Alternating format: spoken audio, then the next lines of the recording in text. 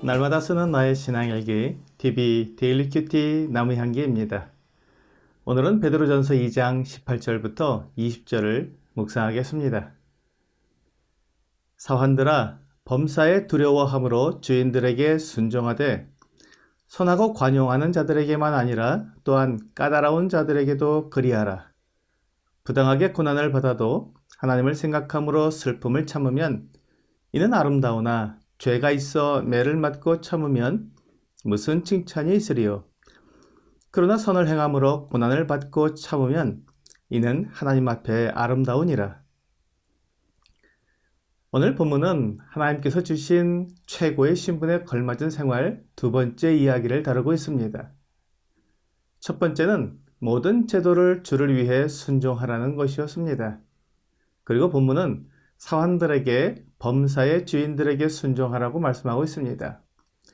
이때 선하고 관용하는 주인에게만 순종하라는 것이 아니라 까다로운 자들에게도 순종하라고 말씀하고 있습니다. 우리는 일반적으로 다른 사람들과 관계를 맺을 때 상대적인 관계를 맺으려고 합니다. 남이 나에게 잘하면 나도 잘하고 남이 나에게 악하게 대하면 나도 남에게 악하게 하려고 합니다. 이것이 세상이 우리에게 가르쳐주는 생존 방식입니다. 일반적으로 약육강식이라는 이름으로 세상은 힘 있는 자가 약한 자를 다스리는 법이라고 말하고 있습니다. 내가 다른 사람에게 당하지 않으려면 남보다 더 강한 모습을 나타내야 한다는 것입니다. 그리고 나보다 약하게 보이는 사람이 있으면 철저하게 이용하려고 합니다. 여기에서 계급과 투쟁이라는 갈등이 생기는 것입니다. 그러나 오늘 본문에서는 사환들은 자기 주인들에게 순종해야 한다고 말씀하면서 잘 대해주는 주인에게 순종하는 것처럼 까다롭게 대해주는 주인에게도 순종하라고 말씀하고 있습니다. 그러니까 상대적으로 순종하는 것이 아니라 나의 신분에 맞는 삶을 살라고 말씀하는 것입니다. 상대방이 나를 어떻게 대하는지가 내 행동을 결정하는 것이 아니라 내가 어떤 위치에 있느냐가 내가 행동해야 하는 기준이라는 것입니다. 마태복음 5장 38절과 39절은 또 눈은 눈으로 이는 이로 갚으라 하였다는 것을 너희가 들었으나 나는 너희에게 이르노니 악한 자를 대적하지 말라. 누구든지 내 오른편 뺨을 치거든 왼편도 돌려대며 라고 말씀하고 있습니다. 우리가 공정하다고 생각하는 것은 눈은 눈으로 이는 이로 갚는 것입니다. 상대방이 나에게 행한 그대로 내가 행하기 때문에 공정하다고 생각합니다. 그런데 주 예수님은 그것은 세상에 속한 사람들이 하는 일이고 주 예수님을 믿는 사람들은 누구든지 내 오른편 뺨을 치거든 왼편도 돌려내라는 것입니다. 여기에서 우리는 고민을 하게 됩니다. 나를 공격하고 나를 해치는 사람, 나를 무시하는 사람에게 나를 내줄 수 있는 것인가? 나를 사랑하고 나를 인정하는 사람에게 나를 내주는 것은 가능할 수 있지만 나를 해치려는 사람에게 나를 내어주는 것은 불가능하다는 생각이 듭니다.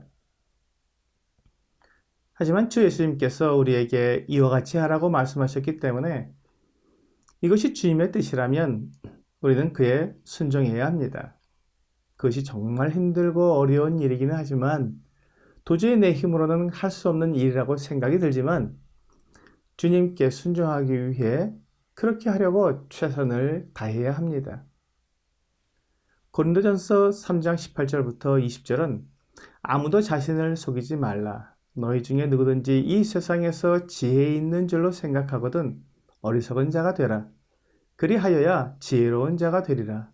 이 세상 지혜는 하나님께 어리석은 것이니 기록된 바 하나님은 지혜 있는 자들로 하여금 자기 꾀에 빠지게 하시느니라 하였고 또 주께서 지혜 있는 자들의 생각을 헛것으로 하신다 하셨느니라 라고 말씀하고 있습니다.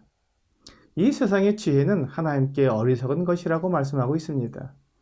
이 세상에서 지혜롭다고 주장하는 사람은 약육강식의 원리를 철저하게 이용할 것입니다. 그렇게 하면 세상에서 성공한다고 말할 것입니다. 하지만 하나님은 그 지혜가 어리석다고 말씀하십니다. 오히려 하나님의 지혜를 따라 오른편 뺨을 때리는 사람에게 왼편 뺨을 돌려내는 사람이 더 지혜로운 사람이라고 말씀하시는 것입니다. 그리스도인은 사람들에게 인정받고 사람들 사이에서 높아지는 것을 그런 어떤 길을 가는 사람이 아닙니다.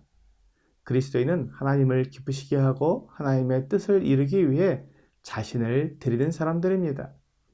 하나님께서 아름답게 생각하시는 것은 부당하게 고난을 받아도 하나님을 생각함으로 슬픔을 참는 것입니다. 부당하게 고난을 받는 사람이 그것을 견딜 수 있는 것은 하나님을 생각하기 때문입니다. 그리스도인이 부당하게 고난을 당하고 오른편 뺨을 맞음에도 불구하고 그것을 참고 견딜 수 있는 것은 자신의 힘과 능력에 의한 것이 아닙니다. 그것은 하나님을 믿고 의지함으로 가능한 것입니다. 이 세상에서 부당하게 당하는 그 고난보다 하나님의 사랑이 더 크다는 것을 믿고 경험하는 사람은 그 부당하게 당하는 고난에 대항하지 않고 견딜 수 있습니다. 결국 하나님의 사랑에 대한 경험이 세상을 이기는 힘이 되는 것입니다. 히브리서 12장 2절은 믿음의 주여 또 온전하게 하시는 이인 예수를 바라보자. 그는 그 앞에 있는 기쁨을 위하여 십자가를 참으사 부끄러움을 개의치 아니하시더니 하나님 보좌 우편에 앉으셨느니라 라고 말씀하고 있습니다. 우리가 바라보는 예수 그리스도는 십자가를 참으신 분이십니다. 이 세상을 창조하신 창조주로서 피조물에게 고난을 당하시는 것을 참으신 분이십니다. 그것은 사람들을 얻기 위한 것이었습니다.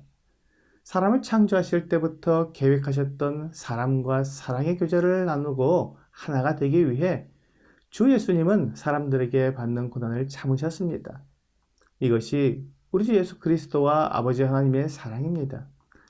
이 사랑을 알고 경험한 사람은 그 사랑 때문에 그가 받는 부당한 고난을 견뎌내는 것입니다.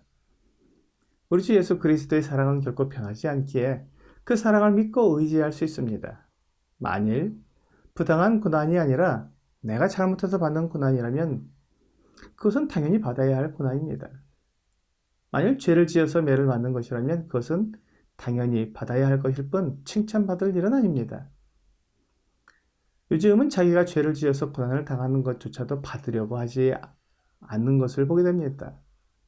부모들은 자기 자녀가 잘못했는데도 그것을 혼내는 사람에게 더 큰 화를 내는 것을 보게 됩니다. 무조건 내 자녀는 보호받아야 하고 내 자녀는 욕을 먹어서는 안 된다는 생각을 가진 것 같습니다. 이는 하나님이 기뻐하시는 일은 아닙니다. 오늘의 적용 질문을 보겠습니다. 나는 부당하고 억울한 일을 당하면 어떻게 행동합니까? 부당하고 억울한 일이 생기면 화가 나고 되갚아주고자 하는 생각이 납니다.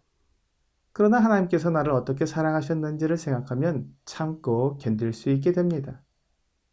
오늘 죄인인 나를 사랑하셔서 용서해 주시고 하나님의 자녀로 삼아주신 그 사랑과 은혜를 생각하며 부당한 고난을 견뎌내는 여러분과 제가 되기를 주 예수님의 이름으로 기도합니다.